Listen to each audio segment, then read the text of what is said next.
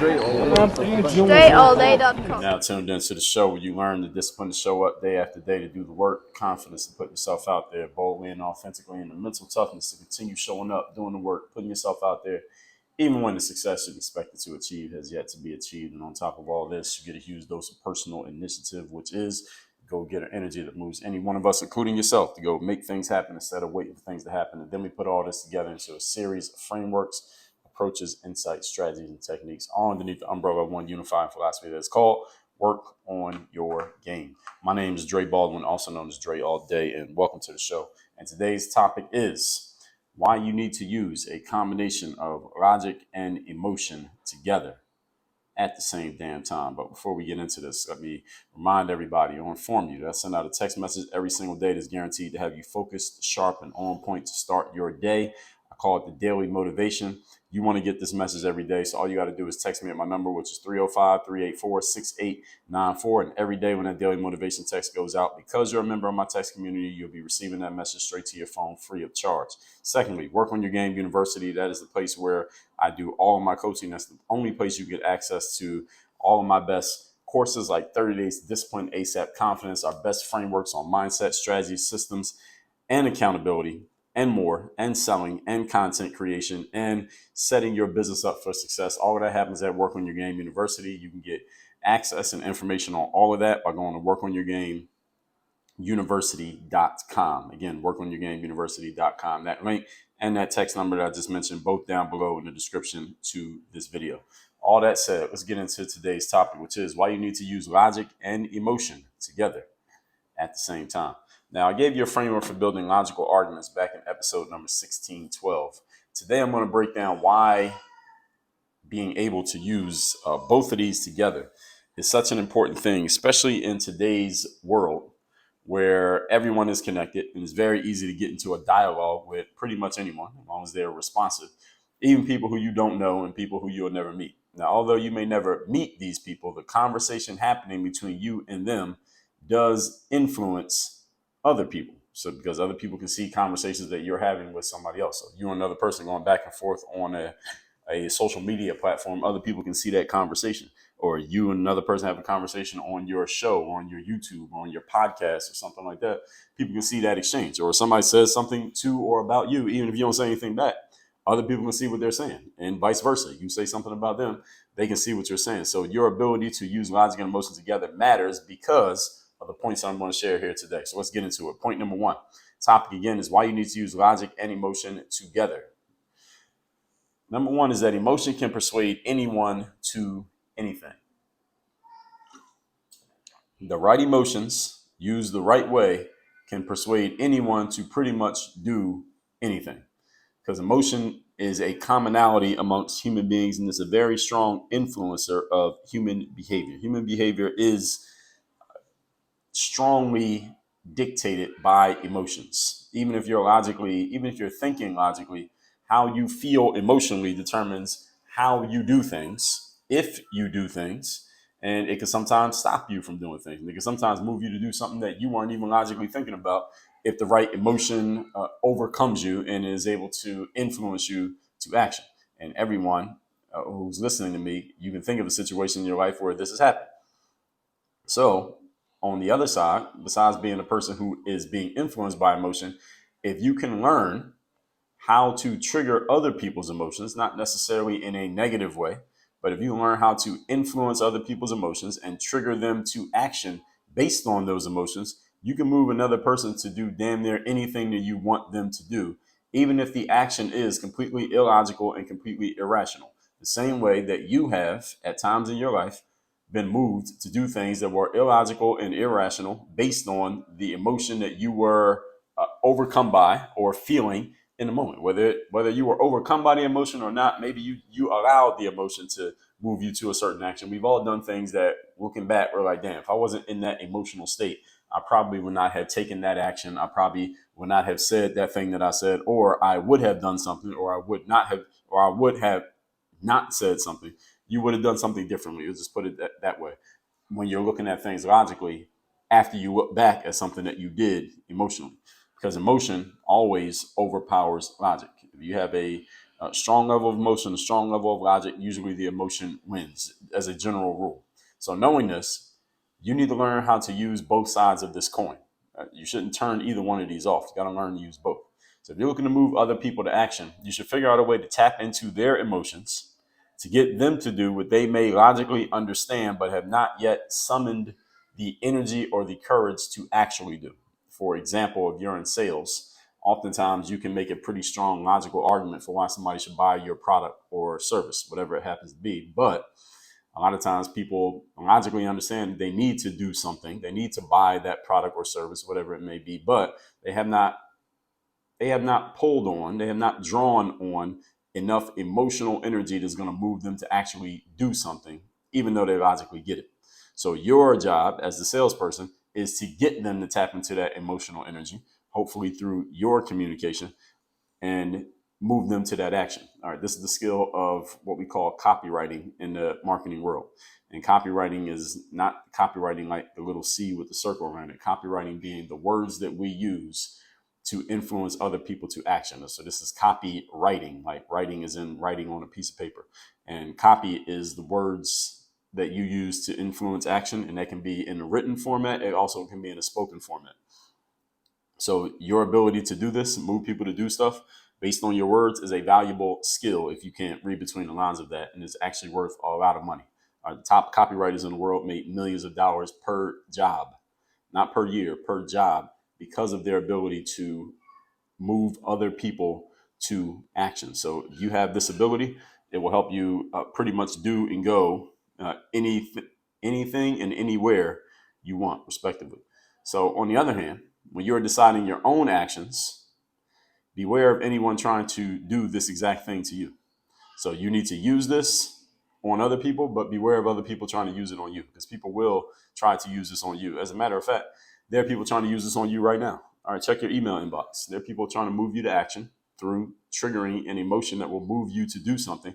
Now, when I say beware, it doesn't necessarily mean that what they're trying to get you to do is necessarily a bad thing. Maybe they're trying to get you to do something that you know you need to do, but you have been procrastinating and too, complacent to do anything about it. So them triggering your emotions and getting you to do something is actually a good thing, because it will help you to finally take that action that you've been putting off for the last 6 months. So maybe it's a good thing they can trigger your emotions. So it's not necessarily bad. When I say beware, that doesn't mean avoid at all costs. It means just be conscious that other people are going to try to do this to you the same way that I'm telling you to do it to other people, because somebody might turn around and try to use it on you tomorrow, as soon as you get done listening to this episode. So you must consider if it logically makes sense, any emotion you're going to take that is driven by any action you're going to take, that's driven by an emotion. This is what the wise man is able to do.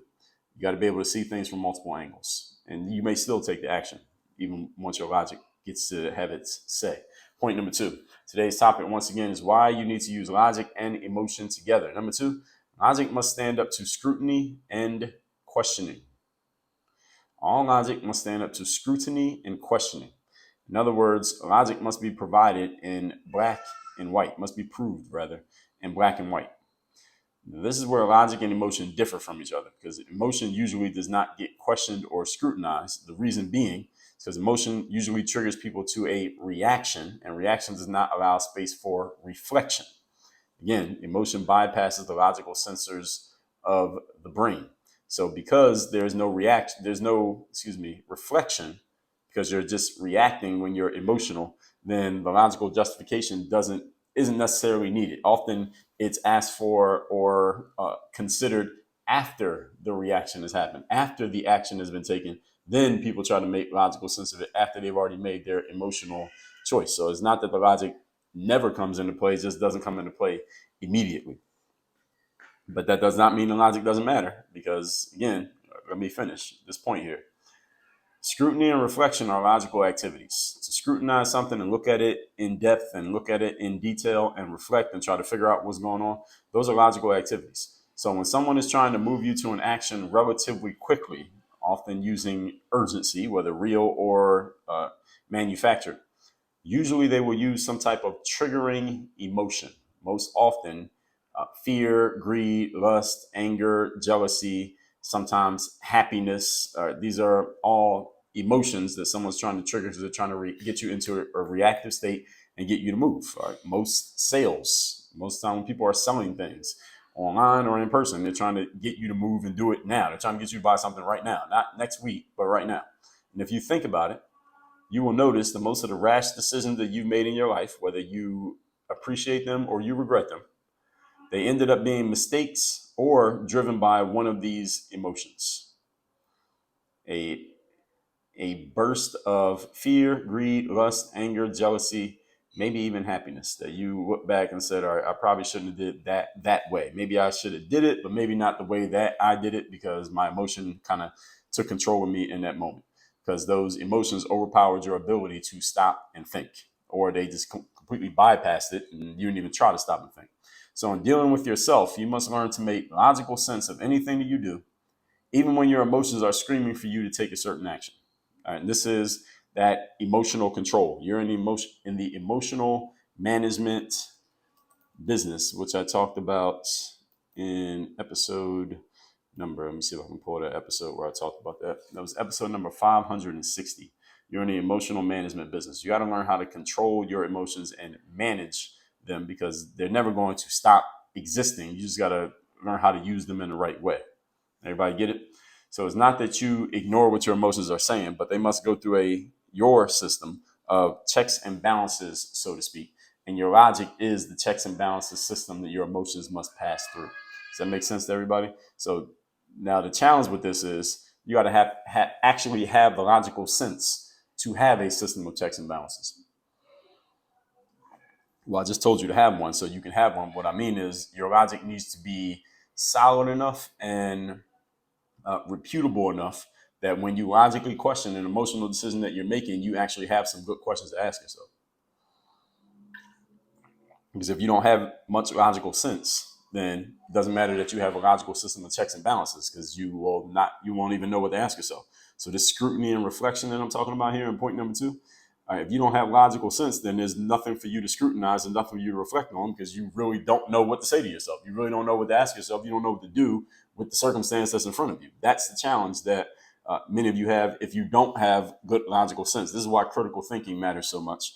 And if you didn't hear I did a 2-part series on critical thinking, which was episode number 1826 and 1827. So when you can develop those critical thinking skills, that will help you ask yourself logical questions to help you go through that, again, system of checks and balances critically anytime your emotions are screaming at you to do something that, and hopefully you can put some space between the stimulus and the response, the reaction rather, and make it into a response and putting some space there, which allows you a chance to do some logical thinking. That does not necessarily mean you delay action just for the sake of delay, because that can also be an affliction. So this is the balance. This is the fingertip feel, the touch that you have to develop in this process. With that said, moving on to point number 3. Today's topic, once again, is why you need to use the combination of logic and emotion. Number 3, although the rush of emotion is very strong and can, of course, go very high, we've all experienced this, emotion also wears off and crashes just as quickly as it arrives. Emotion is like eating a candy bar. There can be a very quick and strong high, but also a very quick and low, also known as the crash. Thus, all human beings, eventually we shake off any emotional feeling and we do eventually come to our logical senses. Now, with the caveat there, when I say we come to our logical senses, not everybody has the same amount of logical sense. I think we all can agree to that. As they say, common sense is not common. Not everybody has the same level of thinking, and we don't all think about things the same way, but we do all eventually shake off an emotion. Emotions do not just stay with us forever. Emotions come and go, and we get back to our logical thinking, whatever level that may be for each of us individually. So at which point, if the decision that you've made emotionally is not based in logic, a person may regret or want to undo or may come to just say look down upon in whatever way, whatever emotional decision they have already taken, because now they're logically thinking about it and they start to have buyer's remorse, so to speak, for whatever action they took, even if it's not buying, even if it's, let's say it's a commitment, or they said they were going to do something, or they decided to have a conversation with somebody, or they just agreed to something. Now they're looking back at it like, maybe I shouldn't have agreed to that. And now they may want to go back on it because they didn't get a chance to logically make sense of it. So this is why us as salespeople, we had to be good at not only triggering people to take action emotionally, because often that's one of the biggest challenges, getting people to actually do something rather than talk about it. But also we got to make sure we are helping them make logical sense of their decisions so that they don't come undone later on and say, well, maybe I shouldn't have made that decision. And now all your work becomes undone because you weren't able to kind of help them tie down their emotional decision with a logical justification. This is why you need both. All right. That's why the logic is part of the sale, the same way that the emotion is part of the sale. And when I say sale, I don't necessarily mean a monetary exchange. Just sale, I mean influencing and persuading people to anything. So this is where in the sales world, for example, you would end up getting refunds, buyer's remorse, people changing their minds a day later. When I used to work at the gym, I worked at a few gyms, we had like a 10-day, no questions asked cancellation period. Almost every gym has something like that. It's probably a federal law that it has to be in there because I don't think most gyms want to have that, but they all have it. And during that 10-day period, if you as a salesperson didn't do a good enough job helping the new member of the gym make logical sense of their decision to buy the membership, they only made an emotional one, but not a logical one, then you might lose some of your commissions because you only get commissions on actual completed sales. So if you had somebody come back and do a 10-day cancellation after they bought from you 2 days ago, well, the commission that you thought you had, now you don't have it anymore. That commission gets erased because the money got erased. All right, that happens. And I've had it happen. I've seen it happen to other salespeople. I've seen it happen to me simply because we didn't do a good enough job tying things down logically as well as emotionally. So understand that the commitment somebody makes emotionally is not enough a lot of times. Now, unless you happen to be, somebody who's just somebody who's coming in and out of town, there's no way for them to get a refund. It's an all sales final situation. But still, you're gonna have mad customers, and now you can't get repeat business. And we know that the best customer to have in sales is the one who's already bought from you in the past.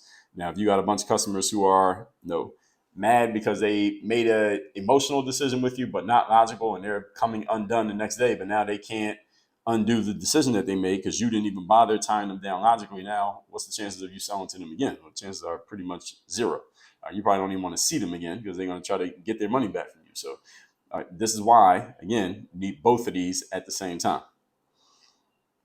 It's also true that sometimes people make emotional decisions, and because of the commitment that they made while in that state of emotion, will come up with any kind of logical justification for it, even if the justification does not stand up to scrutiny, even their own, even if it doesn't make sense even to them. Now, this does happen, and it happens often, but I would suggest, even though that's true, I would suggest that you make sure you have real solid logical justifications for any behaviors that you take or that you are persuading others to take, so that no matter what state they happen to be in, whether they're in a high emotional state or they're in a low emotional state, but their logic is turned on actively, no matter what state they're in, you'll be able to make sense of whatever action you either got them to take or trying to get them to take. That's why you want to have both. So whatever mood they happen to be in, you got something to deal with it. If you only got one and they happen to not be in that state, then you're in trouble. Or you only got logic, but they're in an emotional state, you won't get through to people. If you only have emotion, but they're in a logical state, you can't get through to them. You understand? So you need both of these. So it is more fun and more easy to make the emotional sale because it's usually faster and it doesn't require as much brain power. But logical sales still matter so that you can, again, tie down, lock down, and get a full commitment from someone on any decision that they make. You got to do this with yourself just as much as you need to do it with others. And that's why you need both of these together. And any of you who's in the sales world, this is something that's very, very important for you because, again, you never know what state another person may be in, and you never know how something that you say or something that you share or maybe something that is occurring in the conversation might trip the wire of a certain thought or feeling or idea in that person whose background you don't know, not as well as they do, could put them into a different state. So you got to have the tools. You got to have enough rounds in the chamber so that no matter where they go emotionally or logically, you have something to deal with them with it. I was taught that one of the first sales jobs I ever had, the salesperson was explaining that to me. Like, you want to make sure you got as many bullets in there as possible so that no matter which way they go, the person you're talking to, you have something. If you only got one bullet and that one bullet doesn't work, well, you're dead in the water because you have no other options. So you don't want to ever be without options here anytime you're trying to influence or persuade, including yourself. Let's recap today's class, which is why you need to use logic and emotion together. Listen to episode 1612 for a framework on how to build logical arguments. Today, we're talking about how to combine them both anytime you're trying to influence or persuade. Number one, emotion can persuade anyone to anything. It's a commonality amongst human beings. But while at the same time, you want to move people to action, you want to tap into their emotions to get them to do what they may logically understand, but they haven't been able to move themselves to do. But you want to be able to make it make sense logically as well, because this is what all wise people do. They are able to see things from more than one angle, because that one angle may not always be available. Number two, logic must stand up to scrutiny and questioning. It must be proved in black and white. This is where these two differ. Motion usually does not get questioned or scrutinized because it usually triggers a reaction, which leaves no space for reflection. There is a time and place for this, but it's not every place and it's not every time. That's why you got to make logical sense of things, even when your emotions are screaming for you to take certain actions. And so your logic is like the system of checks and balances to go with your emotions. Number three, although the rest of emotion is very strong, can go very high, it also wears off and crashes just as quickly as it arrives. Nobody is always at an emotional high. No human being ever is always at an emotional high, which means we all eventually come to our logical senses. And if you have not helped someone make a logical sense of a decision that they made emotionally, then you get a lot of people going backtracking and trying to undo a decision that they've already made. You don't want that, especially when you're a salesperson. You don't want that even if you're just trying to move somebody to take an action. You don't want them to say, well, I changed my mind. You don't want people changing their mind.